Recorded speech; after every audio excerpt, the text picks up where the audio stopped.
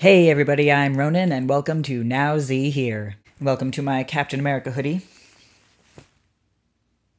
So an interesting thing that's happened a couple of times is I'll record an episode of this that I kind of think is just me babbling on, and then it's not really interesting and nobody's going to care. And it's happened more than once that those episodes actually end up sparking some pretty interesting and dynamic conversations. Last week I did the Buddhism and Vegetarianism episode and, posted about it on my personal Facebook wall just to tag and therefore kind of thank the people who had inspired me toward those thoughts and that choice. And there ended up being a lot of response. And part of that response reminded me of something that I had thought about and actually meant to bring up in that previous video, but I had completely forgotten about at the time. And that was the aspect of pleasure seeking. What I mean by that is one of the challenges in the idea of eventually giving up meat, if that's, the path that I'm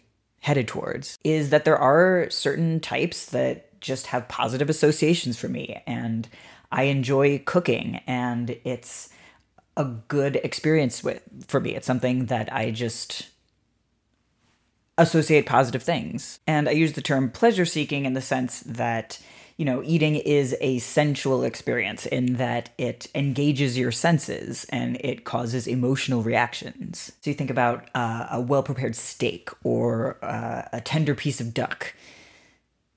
My mouth's kind of watering right now. Essentially, there's an aspect of challenge in giving up something you enjoy. And the other reason I use specifically the term pleasure-seeking is because it has very specific connotations within Buddhism, being that the act of seeking pleasure itself will never lead a person to satisfaction. Now, there's a certain way to interpret that where you think, oh, well, give up all pleasures, go live and be a monk in the mountains and never smile again. I would say that's taking it far past the extreme, because along with that same idea comes the concept of non-attachment. And non-attachment doesn't mean that you give up all things forever. Again, I'm speaking from the lay person Buddhist perspective, not necessarily that of like an ordained monk, but for the everyday person who practices Buddhism and wants to live by those ideals. The idea of non-attachment is more about the fact that having things or experiencing things, they might give you pleasure, and that pleasure has value. But pleasure on its own is not the path to self-fulfillment and satisfaction. And if something that brings you individual pleasure causes harm in other ways, that's where it's prudent to step back and consider giving up those things, because those things on their own aren't going to give you a fulfilling life.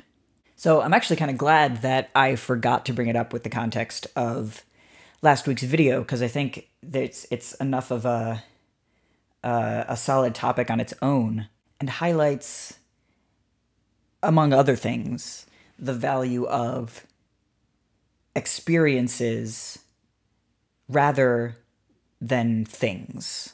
I can find pleasure and value in cooking a meal that I'm proud of, regardless of the ingredients used. And I don't have to cling to a certain ingredient or ingredients just because they brought me pleasure in the past. That experience had value and the memory of it has value, but the object, the physical thing, has no inherent meaning. So there's my thoughts on non-attachment, pleasure-seeking behavior.